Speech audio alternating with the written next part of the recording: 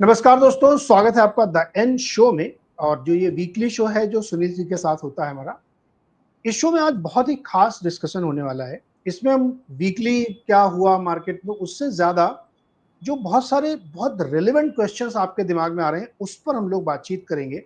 और मेरी एक रिक्वेस्ट है कि इस शो को एक मिनट भी मिस मत करिएगा, क्योंकि पूरा सीक्वेंस लगाया गया है और बहुत मेहनत की गई इस शो में। तो इस शो को आप पूरा देखिएगा, आप सचमुच बहुत कुछ सीखेंगे आज, और बहुत सारे आपके मन के सवाल दूर हो जाएंगे, उनको जवाब मिल जाएंगे। तो सुनील सर का सबसे पहले स्वागत करते हैं, और उससे पहले जरूरी काम कि आप चैनल को सब्सक्राइब कर लीजिए। सुनील सर, बहुत बहुत स्वागत है आपका। और हमने लोगों से रिक्वेस्ट कर दी कि ये शो बिल्कुल भी मिस नहीं करना एक भी मिनट, क्योंकि इसमें हमने जो सवाल आपसे पूछे हैं वो बहुत महत्वपूर्ण है। वो सवाल भी सामने रखते हैं अपनी, हम लोग क्या क्या सवाल डिस्कस करने वाले हैं। वो सवाल ये है आज कि क्या मार्केट यूएस है वो और अभी गिरेगा, तरह तरह की बातें हो रही हैं, और उसका भारत पे कितना असर होगा। फिर तीसरा है कि हम लोगों ने जो एक कोरिलेशन बनाया है वो किस तरीके का बन रहा है मार्केट में। और चौथा क्वेश्चन जो बहुत लोगों के मन में है कि लेंस कार्ड जो है उसको लेकर के स्ट्रेटजी क्या हो, अगर एलोकेशन मिल गया तो क्या करें, और नहीं मिला है तो लिस्टिंग में क्या करें, क्योंकि रिस्पॉन्स तो बहुत अच्छा था। तो सर शुरुआत करते हैं। बताइए पहला क्वेश्चन जो हमारा सर है इसके कॉन्टेक्स्ट में कि यूएस मार्केट में क्या हो रहा है। तो उसको थोड़ी डिटेल में डिस्कस करेंगे। तो आप पहला स्लाइड पे चल जाएंगे तो हम उसी से शुरू करते हैं। जी। तो फर्स्ट थिंग सबको पता है कि ज्यादातर यूएस मार्केट की जो बढ़त हुई थी वो एआई स्टॉक जैसे एनवीडिया और फिर ओरेकल और फिर पालंटियर इनके कारण हुआ था। और ये डॉट कॉम की तरह क्या ये बबल फॉर्म हो रहा है करके सवाल उठ रहा है। और जब भी कुछ ना कुछ एक करेक्शन आती है तो इमिडिएटली सवाल उठता है कि ये एआई का बबल है, फुटेगा क्या डॉट कॉम की तरह। तो पहली बात मैं आपको साफ कहना चाह रहा हूं कि आज एआई एक सिंगल सेक्टर नहीं है जैसे डॉट कॉम में था, एक टेक सेक्टर था। क्योंकि एआई एक इंडस्ट्रियल रेवोल्यूशन की तरह है। जो पूरी इंडस्ट्रियल रेवोल्यूशन जो हुआ था पहले आपको होगा, फिर कंप्यूटर का डिजिटल रेवोल्यूशन आया था, ये पूरे सभी इंडस्ट्रीज को इम्पैक्ट करता है, राइट। तो एआई का इम्पैक्ट एक्चुअली खाली ये एआई वाला एनवीडिया कंपनी या जो उसको इस्तेमाल करती है चैट जीपीटी उसी के ऊपर नहीं होता है, मगर ऑल यूजर इंडस्ट्रीज में एआई का एक इम्पैक्ट आपको दिखेगा।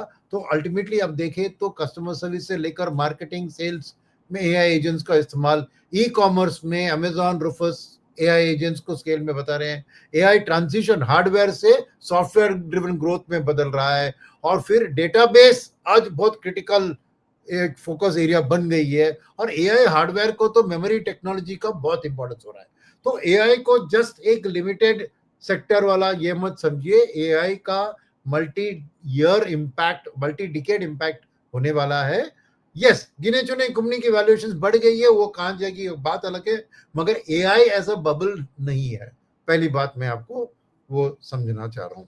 नेक्स्ट बात क्या है कि ये सवाल क्यों उठा, क्योंकि डॉट कॉम बबल या ग्लोबल फाइनेंशियल क्राइसिस के टाइम में आपने द बिग शॉर्ट मूवी अगर देखा है तो याद आएगा आपको, नहीं देखा है तो जरूर जाके देखिए कि माइकल बरी ने उसको प्रेडिक्ट करके कैश में मूव किया था और शॉर्ट किया था, इसलिए मूवी का नाम भी बिग शॉर्ट था। वो अभी उसको प्रेडिक्ट कर रहे हैं 2008 क्राइसिस को। और उन्होंने आज 9,700 करोड़ का शॉर्ट बेट लिया है, किसके ऊपर? एनवीडिया और पालंटियर के ऊपर। तो ये एक डरावट क्रिएट कर दिया, एक मोमेंटली क्रिएट हुआ। उसके दिन अगले दिन थोड़ा मार्केट ने ऑलरेडी रिकवर कर दिया। मगर क्या है कि खबर ये आ रही है कि वैल्यूएशन की प्रॉब्लम्स आ रही है, क्योंकि ऐसे दिग्गज लोग जब कहते हैं तो उसका एक कैस्केडिंग इफेक्ट आ जाता है और सबके मन में एक डाउट आ जाता है। तो वो एक बात है जो हमें याद रखने की जरूरत है। नेक्स्ट बात, नेक्स्ट स्लाइड में जाएंगे। सर, मैंने चौथी बार बिग शॉट्स देखनी शुरू की है, अच्छा, फोर्थ टाइम, क्योंकि इतनी चर्चा हो रही थी माइकल बरी को लेकर के। मैंने कहा चलो एक बार फिर से रिफ्रेश करते हैं और फिर से फिल्म को देखते हैं। तो मैंने शुरू किया और मैं उसको थोड़ा थोड़ा देखता हूँ, बहुत ध्यान से उसको, कि कैसे कैसे क्या क्या हुआ था वो समझना है। सर अब ये नेक्स्ट चार्ट। अब ये है वैल्यूएशन की बात। अब वैल्यूएशन किस तरह से देखें, ये P ratio, price to book ratio, ये सब रेशियो को छोड़ेंगे, उसको ये भी इंपॉर्टेंट है। मगर जो वर्ल्ड के सबसे दिग्गज इन्वेस्टर है वॉरेन बुफे, उनका एक ही ये होता है रेशियो, इसलिए इस रेशियो जिसको डिस्कस करना है उसको नाम दिया जाता है बफेट इंडिकेटर और बुफे इंडिकेटर, जैसे भी आप प्रोनाउंस करोगे उनका नाम क्या है, बहुत simple, market cap to GDP ratio. उनके मन में 100 इज द बेसलाइन, यानी एक देश की जीडीपी जितनी है उतनी स्टॉक मार्केट उसकी मार्केट कैपिटल को रखनी चाहिए। तो उनके मन में जब ये 100 से नीचे है तो मार्केट खरीदने लायक है, और ये 100 से ऊपर जाती है तो ये बेचने लायक है। तो इसलिए आपने सुना होगा मिस्टर वॉरेन बुफे का भी कैश बैलेंस उन्होंने भयंकर बढ़ा दिया। तो ये 380 बिलियन डॉलर्स के कैश में बैठे हुए हैं। हाँ, यस। तो उसका कारण देखिए, ये टाइम सीरीज चार्ट इसी स्लाइड पे रहेंगे, 1 मिनट। तो देखिए 1995 से ये इंडिकेटर का है, आप देख सकते हैं कि मार्केट कैप जीडी कैसे ऊपर नीचे जाकर, और दो चीजें इसमें, कुछ महीनों पहले ये एक्सट्रीम हाई पे था, मगर उस एक्सट्रीम हाई से आज गिर गया है सिग्निफिकेंटली। तो एक तरफ आप कह सकते हैं कि अभी भी वो लॉन्ग टर्म के जरिए थोड़ी महंगी है, मगर फिर भी एक सिग्निफिकेंट करेक्शन हुआ है market cap to GDP ratio. So इसीलिए मेरे मन में उतना एक खाली वैल्यूएशन, ओवरऑल मार्केट की वैल्यूएशन के कारण एक गिरावट को आप प्रेडिक्ट नहीं कर सकते, क्योंकि ये लेवल जो है वो lower than the previous two जो क्राइसिस होने थे और मार्केट का करेक्शन उससे अभी कम या सेम लेवल पे है। आप देख सकते हैं तीन पहले एक हिल देख सकते हैं आप, राइट, उस उतार चढ़ाव के हाइक से आज उससे नीचे के लेवल पे ही आज चल रही है, राइट। तो एक बात यह है कि यह इंडिकेटर कह रही है कि यूएस मार्केट उतना महंगा नहीं है, वॉरेन बुफेट की ग्लासेस अगर पहन ले और देखें जितना पहले था। थैंक गॉड सर आपने लेंस कार्ड के ग्लासेस नहीं पहनी है, बुफे की पहन रहे। ओके, बट इसके अलावा जो खबर most latest I in terms of the US market, जो फियर ऑफ द करेक्शन आया, वो था जो आज या कल रात यूएस के समय में रिलीज हुआ, वो था यूएस मार्केट की consumer sentiment. University of Michigan इस कंज्यूमर सेंटिमेंट इंडेक्स को रिलीज करती है। अब एक बात मैं कह लूं, ये सेंटिमेंट इंडेक्स क्यों आया, क्योंकि ये यूनिवर्सिटी ऑफ मिशिगन पब्लिश करती है। आज बड़ी दिक्कत यूएस में क्या हो रही है कि गवर्नमेंट का शटडाउन के कारण डेटा नहीं आ रहा है फेड के पास, मगर ये डेटा गवर्नमेंट नहीं पब्लिश कर रही है, ये यूएस यूनिवर्सिटी ऑफ मिशिगन कर रही है। उन पे कोई ले ऑफ नहीं हुआ है तो उन्होंने ये डेटा पब्लिश कर दिया, मगर वो खबर अच्छी नहीं है, क्योंकि इकोनॉमिस्ट की फोरकास्ट से कम आया है 50.3, और जस्ट लास्ट मंथ के खिलाफ देखे तो 6% डाउन है, और एक साल पहले के हिसाब से देखे तो 30% डाउन है। यानी यूएस कंज्यूमर थोड़े नाराज है, और इसका मेन कारण है कि 38वां दिन है गवर्नमेंट का शटडाउन, और कंज्यूमर्स कह रहे हैं उस सर्वे में कि potential negative consequences of the shutdown उनके मन के हावी है। तो ये बात क्या है कि इमीडिएट यूएस इकोनॉमी की एक स्टैग्नेशन या स्लो डाउन को हेराल्ड कर रही है, करके सवाल उठाया है। अब मान लीजिए कि ये सही चलता है, यानी यूएस कंज्यूमर सेंटिमेंट कह रही है कि मार्केट स्लो डाउन, इसके अलावा लेबर का डेटा भी वीक था, और फेड ने भी कहा था कि इन्फ्लेशन बढ़ रही है क्योंकि टैरिफ का इंपैक्ट थोड़ा बहुत इन्फ्लेशन में दिखने लगा, तो फेड भी कह रही है कि अगले बार में रेट कट नहीं करूंगा। तो शॉर्ट टर्म आउटलुक में ये थोड़ी नेगेटिव सेंटिमेंट है, मगर अगर आप देखें तो ये यूएस इकोनॉमी की बात है, राइट। तो फेड रेट कट भी यूएस इकोनॉमी के हिसाब से ही करता है, मगर यूएस स्टॉक मार्केट खाली यूएस इकोनॉमी को नहीं ट्रैक करता भैया। क्यों, ये अगले स्लाइड में बताता हूं आपको। करेक्ट। ये इसका अगला, इसमें बाद में आते हैं, इसका अगला स्लाइड जाइए नीरज जी, 1 मिनट। ये है S&P 500, जो अमेरिका का सबसे वाइडेस्ट स्टॉक मार्केट है। में रसल 2000 है जहां पे स्मॉल माइक्रो कैप्स भी है, उसको छोड़ते हैं। देखिए उसमें लेफ्ट हैंड साइड में आपको एक नंबर दिखेगा, यानी S&P 500 के 500 कंपनियों में 52.8% ही अमेरिकन इकोनॉमी का शेयर है भैया। 48% वो वर्ल्ड को बेचती है प्रोडक्ट। तो यूएस इकोनॉमी का जो भी रिलेटेड है उसका असर यूएस स्टॉक मार्केट के ऊपर उतना नहीं पड़ेगा। तो वो एक बात भी, जो भी सेंटिमेंट इंडेक्स या गवर्नमेंट का शटडाउन, ये सब यूएस इकोनॉमी को अफेक्ट करेगी, but not necessarily US stock market. तो ये करेक्ट। बात भी ध्यान में रखिए कि यस, वो फेड रेट कट करेगा कि नहीं उसको अफेक्ट करेगी, क्योंकि फेड को भी चिंता है यूएस इकोनॉमी के बारे में, बट मार्केट को पूरी चिंता खाली यूएस इकोनॉमी नहीं, बाहर की वर्ल्ड की सिचुएशन, ये कंपनियां बाहर में उनको कैसा डिमांड चल रहा है। अब आईफोन कहाँ बिकता है? इंडिया में बिकता है, चाइना में बिकता है, उसका तो रिकॉर्ड नंबर देखा आपने आईफोन 17 का।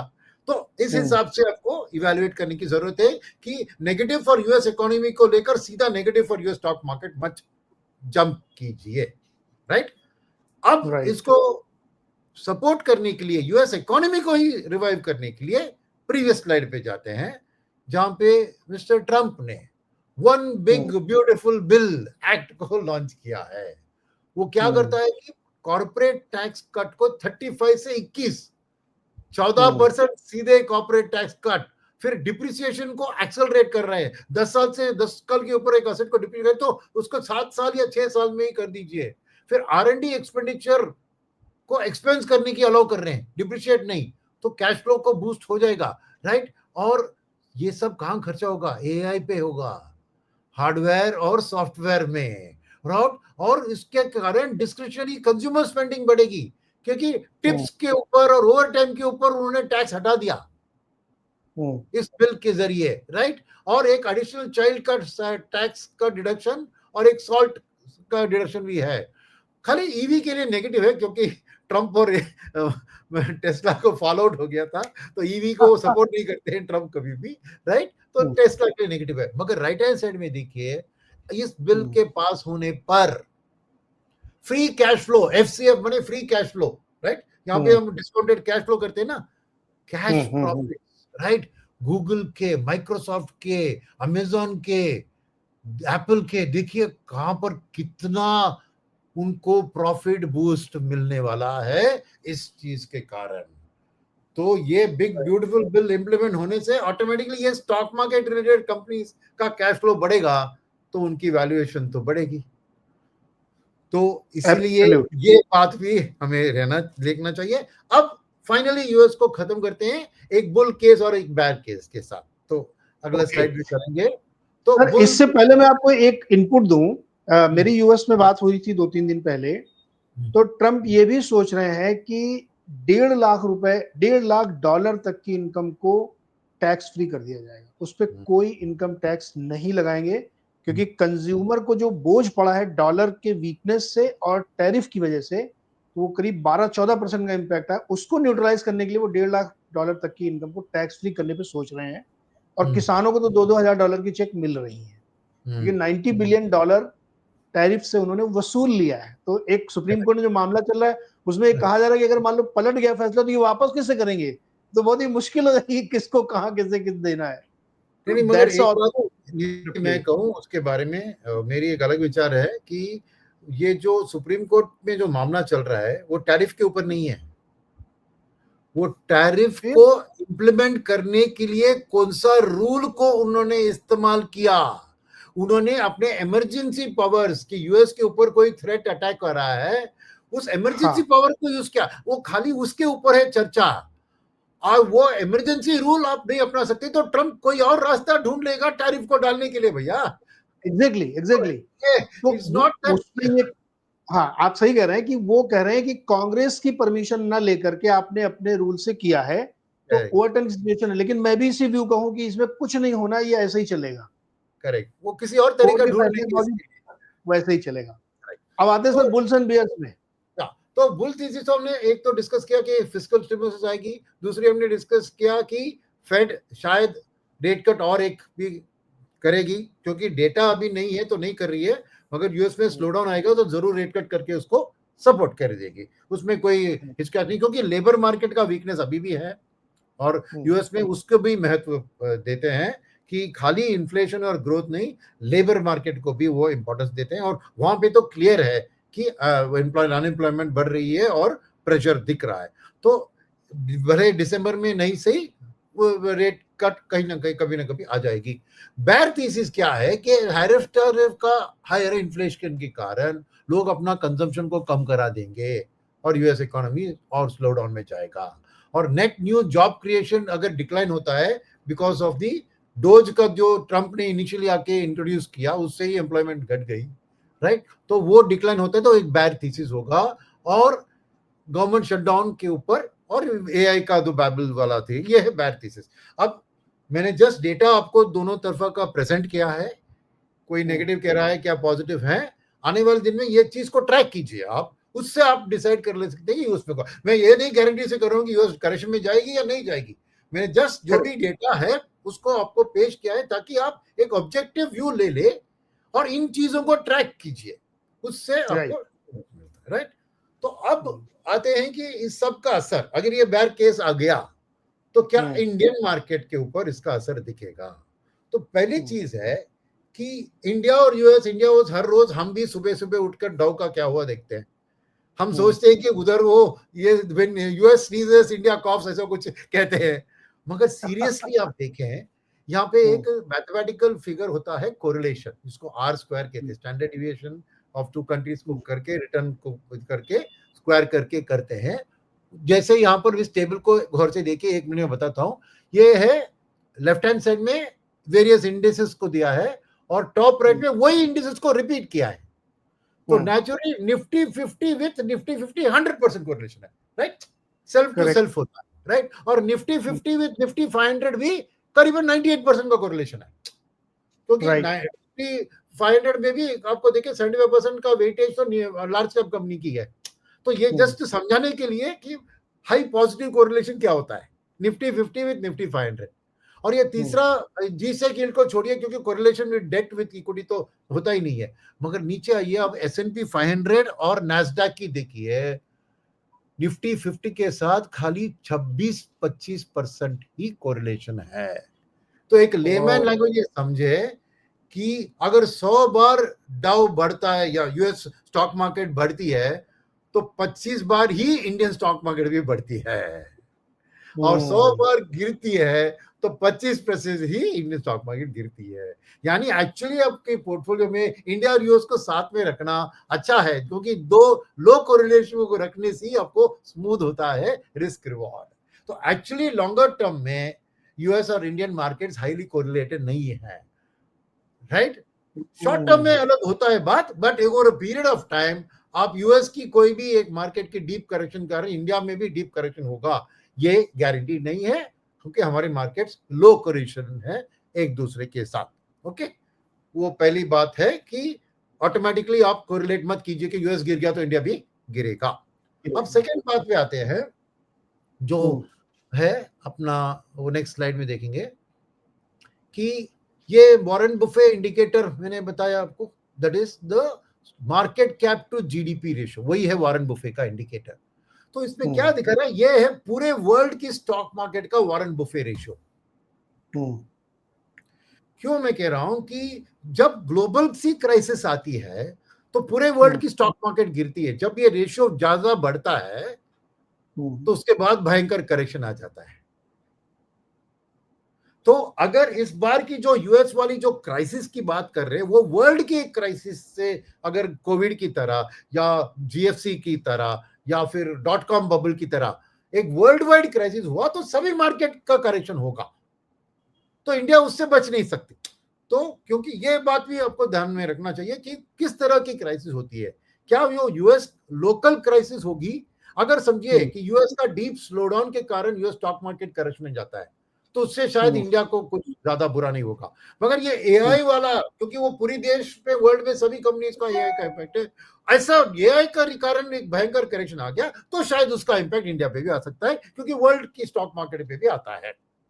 तो सेकंड बात वो ध्यान में रखना चाहिए। ओके, ये ग्लोबल मार्केट। नेक्स्ट स्लाइड में आप देखेंगे कि ये इंडिविजुअल कंट्रीज में वॉरेन बुफे का रेशियो है, क्योंकि अब इंडिया की बात कर रहे हैं और अमेरिका की बात कर रहे हैं, तो लेफ्ट में most expensive market in the world America है, क्योंकि 210% मार्केट कैपिटल जीडीपी रेशियो है। बहुत ज्यादा है सर। ठीक है, और उसके बाद है जापान जो है 150%, फिर कनाडा जो भी 150% और इंडिया जिसका है करीबन 125%। तो India is the fourth most expensive market in the world. Yes, ये इंटरेस्टिंग पॉइंट है। ठीक है, तो मैं क्या कर रहा हूं कि देखना है कि जो मार्केट बहुत महंगे हैं वहीं पे तो करेक्शन होगा। तो लो कोरिलेशन है, मगर एक ग्लोबल सा क्राइसिस आ गया तो जहां पे भी एक्सेस वैल्यूएशन है वहां करेक्शन होगा, वो इंडिया उसमें शामिल है, ये मत भूलिए। तो वो एक पॉइंट है। और इस ग्राफ के एक्सट्रीम राइट में जाइए, एक छोटी देश आपको सामने दिखेगी जो वर्ल्ड की सेकंड लार्जेस्ट जीडीपी ग्रोथ है, जीडीपी कंट्री है, वो भी है, चीन है। चीन का रेशियो तो आज 60% 70% के पे है। सर वेरी अट्रैक्टिव वैल्यूएशन खरीदने के लिए है चीन। तो अब समझ आया आपको कि लास्ट सितंबर से इंडिया में जो बिकवाली हुई वो पैसा कहां गया, घर ही वैल्यूएशन गया के तौर पर। तो अगले स्लाइड में देखिए आप उस कंपैरिजन के हिसाब से कि ये है क्या है, एक साल में चाइनीज मार्केट ने 28% रिटर्न दिया और हमारे मार्केट ने 4% लार्ज कैप की इंडेक्स ने रिटर्न दिया। तो आप समझ रहे हैं एफआईएस ने क्यों पैसा इंडिया से हटाकर चीन में डाला, क्योंकि उनकी वैल्यूएशन बहुत सस्ती है और वो बेट उनका पे ऑफ हो गया, क्योंकि उसी एक साल में वहां 28%, यहाँ 4%। करेक्ट। तो सीधा आपको दिखा। और ये बात अगर आप देखें तो अब हम इन तीनों मार्केट, चाइना, इंडिया, यूएस को मैं क्यों इसमें साथ जोड़ रहा हूं, क्योंकि 40% of India FII flows come from America. तो उनके लिए वो होम मार्केट होता है। तो उसमें देखेंगे अभी ये रेशियो जो हमने दिखाया, तो ये है Warren Buffett indicator, America, India, China. तो क्लियर आपको फासला दिख रहा है in terms of the valuation gaps, right. मगर इसमें और भी एक चीज है ना कि इंडियन मार्केट उतना महंगा नहीं है जितना अमेरिकन मार्केट है, राइट। तो ये नेचुरल नहीं है कि गिरावट हम उतने एक्सपेंसिव नहीं है जितना अमेरिका है as per Warren Buffett indicator. ठीक है सर, यहाँ पे एक क्वेश्चन है मेरे मन में। हाँ, यूएस तो खैर बहुत ही हाईली ओवर वैल्यूड 200% से ऊपर बुफे इंडिकेटर में जा रहा है, हम लोग 125 130 के आसपास है। हाँ, और हमारा मार्केट करेक्ट होने के लिए तैयार नहीं है, क्योंकि डोमेस्टिक फ्लो बहुत जबरदस्त हो, जितना बेचते हम खरीद लेते हैं। ये एक डेडलॉक सा बन गया है क्या कि इसमें कौन ब्लिंक करेगा, हु विल फर्स्ट ब्लिंक? नहीं तो ब्लिंकिंग तो ऑलरेडी हो रहा है कि एफआईएस बेच रहे हैं और डोमेस्टिक खरीद रहे हैं। डोमेस्टिक फंड मैनेजर्स क्यों खरीद रहे हैं, क्योंकि रिटेल निवेशक उनको पैसा दे रहे हैं। तो रिटेल निवेशक कब ब्लिंक करेंगे, जब उनको नुकसान दिख रहा है अपने पोर्टफोलियो में। मगर क्योंकि वो खरीदारी के लिए पैसा दे रहे हैं, उनको नुकसान भी नहीं दिख रहा है। समझ रहे हैं आप, नाराज होंगे तो निकालेंगे पैसा, नाराजगी तो वक्त नहीं दे रहे हैं, क्योंकि मार्केट एकदम बेहतर। एक महीने पहले आपको एक साल का -4% था, अब एक साल का +5% हो गया है, all thanks to GST cut. Correct. तो उतना लंबा एक लोगों को एक नाराजगी सिचुएशन, इनफैक्ट ये भी चीज मैंने देखा है, शायद अपने प्रीवियस कुछ शो में डिस्कस किया था। एक पॉइंट में था जब एक साल का रिटर्न निफ्टी का नेगेटिव था, मगर एक साल का एसआईपी रिटर्न पॉजिटिव था, 9% बेटर था, क्योंकि इस वॉलेटाइल टाइम में वो एसआईपी के जरिए निवेश करने के कारण उनको फायदा मिला, क्योंकि चीपर सस्ते में यूनिट्स मिले। तो rather than lump sum SIP was better. तो क्या कह रहा हूं मैं कि डोमेस्टिक निवेशक जो ज्यादातर एसआईपी के जरिए निवेश कर रहे हैं, उनको अभी तक एक भयंकर नुकसान या ऐसा कुछ हुआ नहीं है जिससे कि वो डर के पैसा ना निकालें। और तभी होगा कि एफआईबी बेच रहे हैं और इंडिया में डीआईएसपी बेच रहे हैं, तभी आपका हु ब्लिंक्स फर्स्ट का आंसर आपको mean sense as a negative आएगा। पर जब तक आपको we are able to protect from steep fall, तो लोग डोमेस्टिक निवेशक भी। और सेकंड क्या है, आरबीआई का रेट कट के सिलसिला के कारण हमारे कंपीटिंग एफडी के रिटर्न्स भी कम हो रहे हैं ना। करेक्ट, वो भी एक बात है। और इक्विटी का तो एक टैक्स बेनिफिट भी है। तो नेचुरली जो डिफरेंस टॉप लाइन में होता है between bank interest and stock market return, post tax में उसका डिफरेंस और भी बढ़ जाता है। तो लास्ट ईयर समझिए अभी कि 5% मैंने देखा है लार्ज कैप का, मगर 5% में 12.5% टैक्स अपने डिडक्ट किया तो कितना आपको 60 बेसिस पॉइंट्स कम होता है, तो 5% becomes 4.4% net return. But bank में आपको 7% भी मिला तो उसमें 30% टैक्स कट गया तो 4.9% ही रिटर्न मिलता है। तो क्या हो गया कि एक इंडियन मार्केट में ये करेक्शन नहीं आना एक करके हम कहते हैं कि वर्चुअस साइकिल है, यानी हम पैसा डाल रहे हैं इसलिए गिर नहीं रहा है इसलिए पैसा डाल रहे हैं। जो भी है पैसा डाल रहे हैं, राइट। तो उसके कारण ही ये बात है। मगर अगर अगले स्लाइड में मैं आपको बताऊंगा कि एक और रेशो होता है जिसका नाम है केप रेशो। मैं भूल गया मेंशन करना, पहले स्लाइड में हमने जो यूएस का इंडिकेटर दिखाया था उसमें दोनों स्लाइड थे, एक था वॉरेन बफे का इंडिकेटर और उसके साथ जुड़े हुए ही केप इंडिकेटर था। ये केप रेशियो भी एक इंपॉर्टेंट रेशियो है, क्योंकि क्या होता है कि कोई बोल कहते कि अरे भैया वॉरेन बफे पूरे ऐसे एक को देखते हैं, पी रेशियो तो इंपॉर्टेंट है।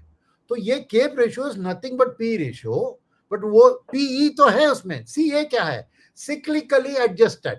तो क्या होता है कि पी में क्या होता है कि सिक्लिकल कंपनीज का पी भयंकर बढ़ते हैं जब वो कैपेसिटी क्रिएशन करते हैं, क्योंकि उनका इंटरेस्ट कॉस्ट और डिप्रीशिएशन कॉस्ट बढ़ जाता है तो प्रॉफिट गिर जाती है तो पी रेशो बढ़ जाता है, और फिर उसके बाद जब बूम होता है तो पीयू गिरता है। तो उस साइक्लिकलिटी को निकाल के हमें कंपेयर करना चाहिए, नहीं तो देश अच्छी साइकिल बुरी साइकिल में चलती है तो it is not a good comparison. तो ये केप रेशो होता है पी रेशो को डिसिक्लिकलाइज करना, स्मूदन करते हैं, जैसे आप मूविंग एवरेजेस करते हैं ना, स्मूथ आउट करते हैं ना डे टू डे मूवमेंट को, वैसा ही ये केप रेशो भी सिक्लिकल इफेक्ट को स्मूथ आउट करता है। तो ये केप रेशो भी एक equally as effective as Warren Buffett ratio, इसलिए वो पहला स्लाइड मे बी एंड में हम दिखा सकते हैं कि दोनों साथ में ही बढ़ के गिरे हैं इन द यूएस, कोई डिफरेंस नहीं हुआ, एक दोनों एकदम साथ ही गिरे। तो उस कैप रेशियो के हिसाब से, क्योंकि कंपैरिजन के लिए देखें यहाँ पर क्या है, 3 कलर के ग्राफ है, इंडिया है, यूएस है, चाइना है, 3 ब्लॉक है इसमें। तो ब्लू जो है वो मिनिमम यानी हिस्टोरिकली कितना कम हुआ था केप रेशियो, रेड है what is the peak high, और ग्रीन है आज की असलियत। तो उसमें क्या देख सकते हैं हम कि इंडिया का पीक ऑफ द वैल्यूएशन से आज हम सिग्निफिकेंटली करेक्ट हुए हैं, रेड एंड ग्रीन का ही कंपेयर कीजिए, क्योंकि लो तो कभी होगा, हमारा लो था 2001 का, वैसे हर देश का लो कभी हुआ होगा, बट पीक से डाउन में देखिए अमेरिका और चीना उनके रिस्पेक्टिव पीक केप रेशियो के नजदीकी है, हमारा रेड के हिसाब से ग्रीन बहुत गिरा है, राइट। तो हमारी मार्केट उतनी महंगी नहीं है from a CAPE ratio perspective, वो भी मैं आपको बताना चाह रहा था। और वॉरेन बुफे का इंडिकेटर अगले चार्ट में है जो अभी तक हमने डिस्कस किया, मार्केट कैप टू जीडीपी, वो ये है इंडिया का वॉरेन बुफे का इंडिकेटर। तो क्या दिखता है इसमें, क्लियरली आपको दिखता है कि एक पीक से फिर लास्ट सितंबर का एक भयंकर सेलिंग से वो गिरावट हुआ, तो उसके बाद जो रिकवरी हुआ है अभी वापस वो पीक पे नहीं पहुंचे हैं हम। तो मैं इससे समराइज ये करूंगा कि एफआई की बिकवाली शुरू हुई तो हमारी बुफे इंडिकेट गिरी, अब ये डोमेस्टिक बाइंग का सपोर्ट गिर गिर के वापस हम उस रास्ते पे आए हैं, अब वापस एफआई वापस आएंगे तब वो उस पीक को हम छुएंगे।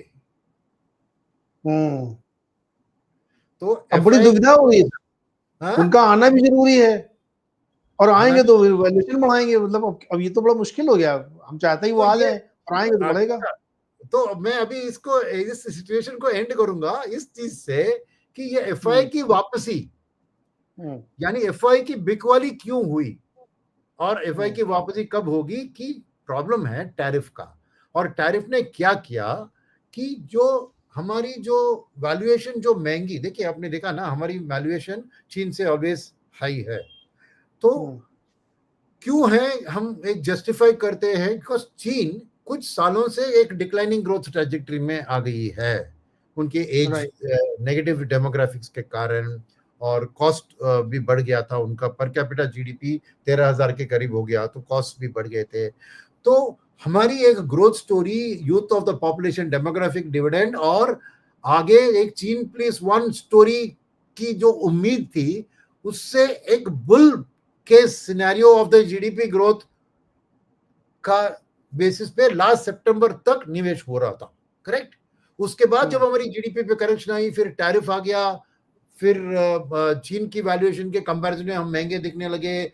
ये सब चीज आके हमें हमारी लॉन्ग टर्म ग्रोथ स्टोरी का एक नेगेटिव इंपैक्ट आ गया।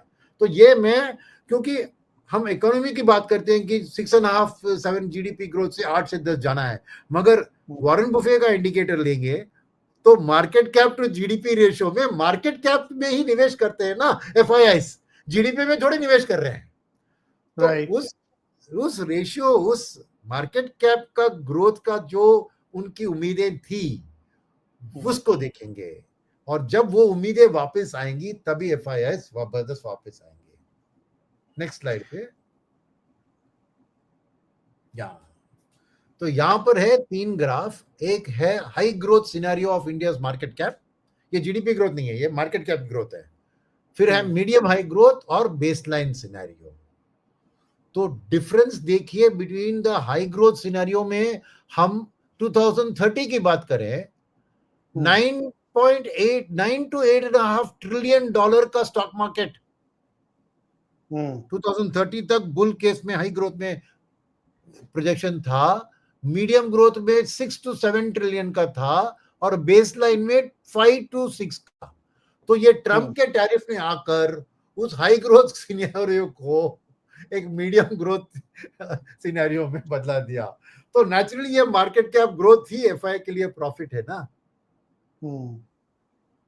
तो उसमें जो कटौती आ गई है, यही है मेन कारण। तो हमारे लिए वापस उस हाई ग्रोथ ट्रैजेक्टरी में अगर हम जाना चाहते हैं, तो US as a market, not as a stock market, as a consumer market हमारे लिए खुलना चाहिए, ताकि हम चीन जो उधर एक्सपोर्ट कर रही है उसको हम सब्स्टिट्यूट कर सके। इसलिए टैरिफ का, ट्रेड डील का महत्व इसी से दिखता है, क्योंकि एफआई ने ये हाई ग्रोथ सिनेरियो को डिस्काउंट करके लास्ट सितंबर तक पैसा डाला था। इसलिए तब लास्ट सितंबर की बात देखें तो 145% of market cap to GDP था, आज 125 पे गिर गया। तो FIIs were willing to give 145% of market cap to GDP for India, as long as ये हाई ग्रोथ सिनेरियो सामने दिख रही थी।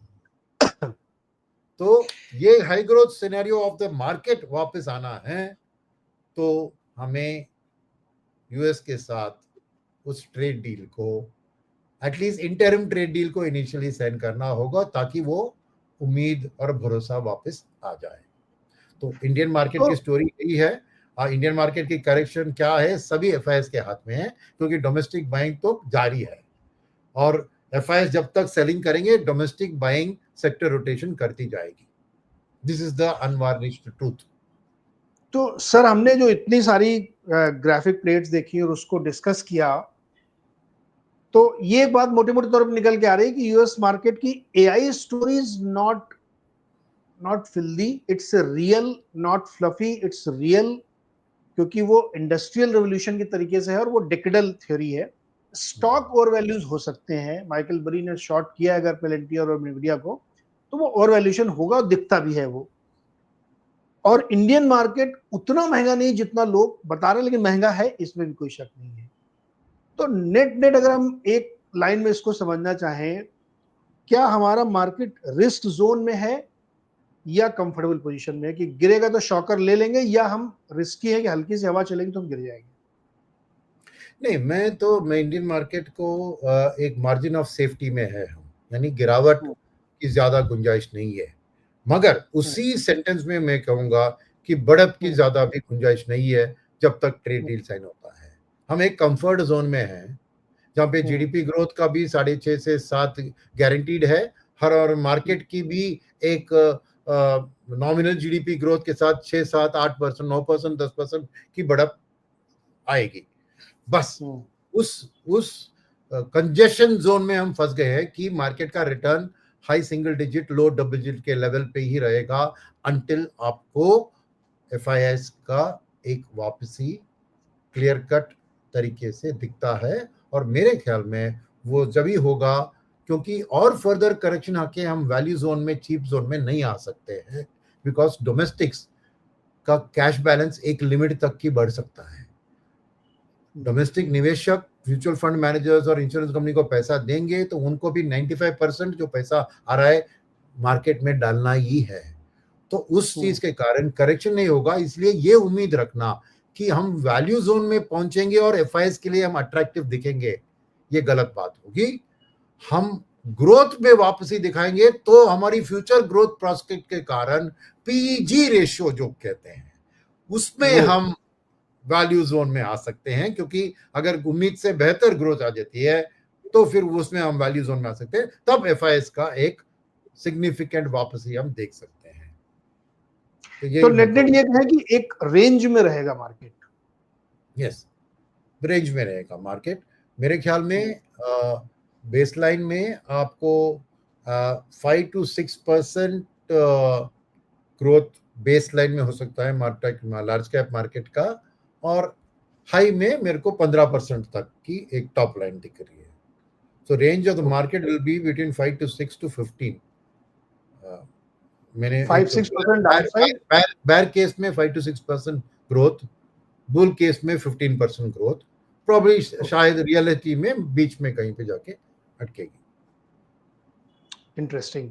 अब सर एक लास्ट इंपॉर्टेंट क्वेश्चन, कि जब लेंसकार्ट की लिस्टिंग होने वाली आएगी तो उसमें 3 तरह के प्रश्न है मेरे, जो जिसका जवाब एक ही होगा लेकिन प्रश्न 3 बन रहे हैं।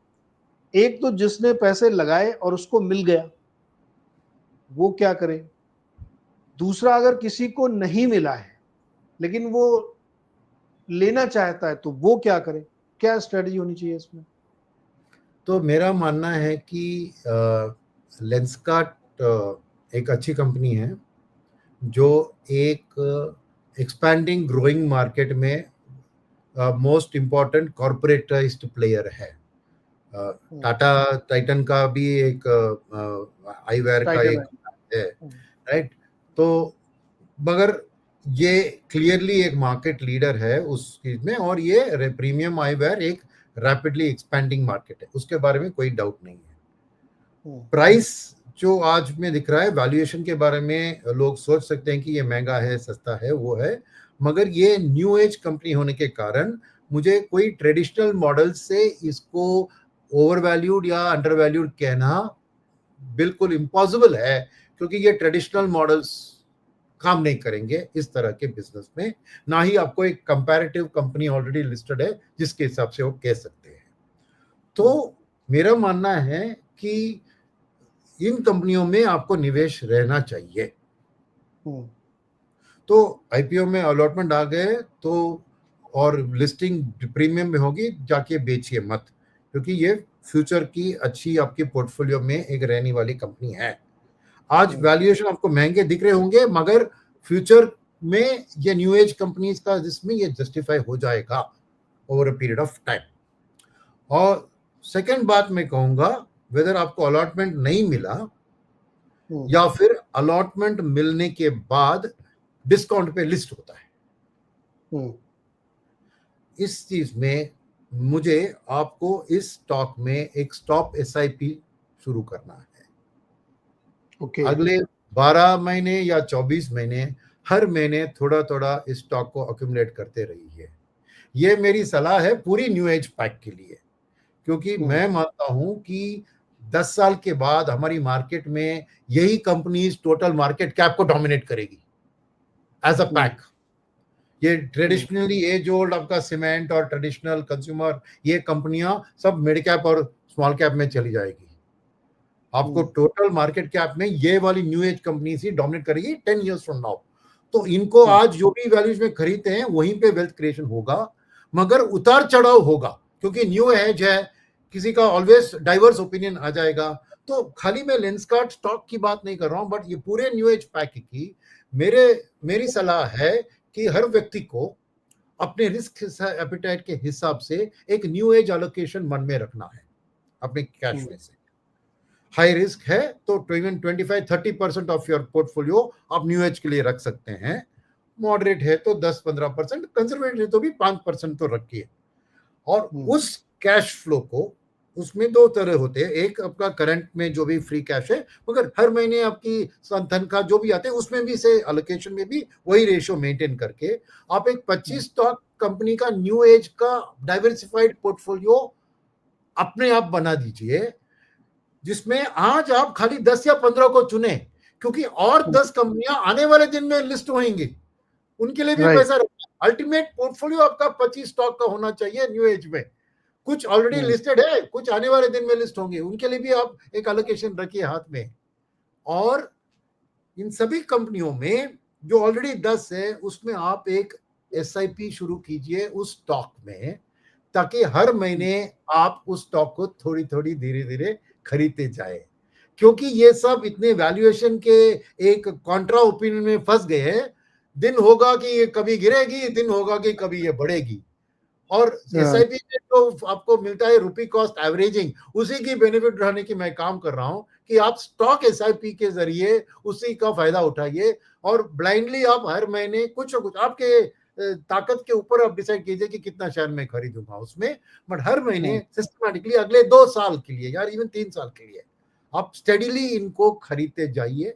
और ये ऐसे न्यू एज कंपनीज और भी आएंगी, उनको भी आप आईपीओ में अप्लाई कीजिए, अलॉटमेंट मिलता है तो अच्छी भविष्य है आपकी, नहीं मिला तो भी ऑन लिस्टिंग आप उसको हर महीने थोड़ा थोड़ा खरीदते जाएं। तो अगले 2-3 साल में ऐसा पोर्टफोलियो बनाएंगे, फिर आप चुप बैठिए करीबन 10 साल के लिए। आपका यही है जो आपका सबसे बढ़िया वेल्थ क्रिएट करेगा, क्योंकि ये है न्यू इंडिया, न्यू एज नहीं, ये है न्यू इंडिया को टारगेट करने वाली कंपनी। को नाम उठाने की जरूरत नहीं है, आप सबको पता है कि कौन सा ये न्यू एज है, जो बिजनेसेस 10 साल पहले नहीं पे थे, कहीं पे भी रडार में नहीं थे, ये ऐसी बिजनेसेस, राइट? या वो राइड हेलिंग कैब्स हो, या ई कॉमर्स की कंपनी हो, या ऐसी नो प्रीमियम आईवेयर की कंपनी हो, जो भी न्यू एज में होते हैं, यही है न्यू इंडिया का स्टॉक मार्केट की क्या कंपनी। सो मेरी स्ट्रैटेजी वही है, ये कंपनी का लिस्टिंग प्रीमियम में होगा, डिस्काउंट में होगा, मुझे फर्क नहीं पड़ता है, आप इसको एसआईपी के जरिए हर महीने खरीदते जाइए। ओके, तो ये थी लेंसकार्ट पे स्ट्रेटजी। और मजेदार बात देखिए सर, एक तो ब्रोकिंग हाउस ने लिस्टिंग से पहले इस पर रिपोर्ट भी निकाल दी। मतलब गजब चल रहा है इस समय, कुछ भी जो जिसके समझ में आ रहा है वो कैसा पूरा हाउस डिवाइडेड। बट एनीवे, ये अच्छी स्ट्रेटजी है कि न्यू एज कंपनीज को ऐसी घृणा की भावना से मत देखिए। जहां पे आपको लगता है कि वैल्यूएशन ठीक नहीं है या कुछ है, तो आप एसआईपी करिए, क्योंकि ये एक बास्केट बनता जा रही है। बिल्कुल सही कह रहे हैं सर आप, बहुत सारी कंपनी आ चुकी है और बहुत सारी आएंगी। तो आपका उद्देश्य पैसे बनाना है। अब पैसे कहीं भी बन रहे हो तो आप उसकी स्ट्रेटजी बनाइए। ये है असली खेल, कि आप मार्केट में रिएक्शनरिस्ट बनिए, प्रोडिक्शन मत करिए। प्रोडिक्शन तो कोई कर ही नहीं सकता, क्या करना है ये इंपॉर्टेंट। इसलिए मैं ये सवाल आज पूछ लिया जाए कि करना क्या है, तो ये है स्ट्रेटजी लेंसकार्ट की और तमाम चीजों पे जो होने वाली है। तो नेट नेट अब ये निकल के आ रहा है सर कि मार्केट हमारा जो है महंगा है, लेकिन ऐसा भी नहीं है कि एकदम टूट जाए। और एक बात बड़ी अच्छी आपने कही जो नोट करना चाहिए दर्शकों को, कि वैल्यू बाई कभी मार्केट नहीं होने वाला, क्योंकि बहुत ज्यादा पैसा मार्केट में आ रहा है। तो आप ये भूल जाओ कि एकदम कौड़ी के दाम आपको मिलेगा तो आप भर लोगे अपना घर। आपकी स्ट्रेटजी होनी चाहिए कि जहां आपको अच्छे वैल्यूएशन दिख रहा है वहां खरीदो, धीरे धीरे खरीदते रहो। और यूएस मार्केट अगर गिरा आपकी किस्मत से, तो आपको थोड़ा और अच्छे मौके मिल जाएंगे खरीदारी करने के। तो ये होनी चाहिए टोटल स्ट्रेटजी। तो thank you so much sir, काफी इंटरेस्टिंग और दिलचस्प चर्चा थी। दर्शकों से मेरा अगेन रिक्वेस्ट है, पूरा शो देखिए आप, बीच बीच में तोड़ तोड़ के मत देखिए, क्योंकि वो पूरा सीक्वेंस में शो है, तो आपको ज्यादा समझ में आएगा। और ये शो ऐसा ही जो सिर्फ एक हफ्ते के लिए नहीं है, ये पूरे साल या कई सालों के लिए आप इसको समझ सकते हैं। तो उम्मीद करते हैं आपको पसंद आया होगा। चैनल को लाइक से सब्सक्राइब करिए, अपने दोस्तों के साथ शेयर करिए, और सुनील सर के चैनल पे जाइए। आपको ऐसे बहुत सारी डिस्कशंस वो करते रहते हैं, लिखते भी हैं, फेसबुक पे भी उनको फॉलो करिए, तो आपको बहुत ज्यादा नॉलेज मिलेगा। और जैसे मैंने पिछली बार कहा था कि रोटी कपड़ा मकान, उससे ज्यादा जरूरी है ज्ञान, क्योंकि ज्ञान से ही आपको सब कुछ मिलेगा। Thank you so much sir. Next week हम लोग फिर मिलते हैं, देखते हैं मार्केट कैसा होने वाला है।